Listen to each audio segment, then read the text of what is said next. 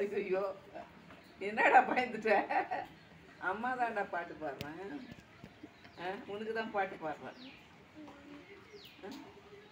கங்கையில மானே தாலாட்டு பாடும் பாயும் நானே வண்ண பூந்தேனே நீ இல்லாமல் நானும் தான் நிழலில்லாத வானுந்தான் தாயும் நானே தங்கையின மானே தாலாட்டு பாடும் வாயும் நானே. படுத்து கிடக்குட்டா.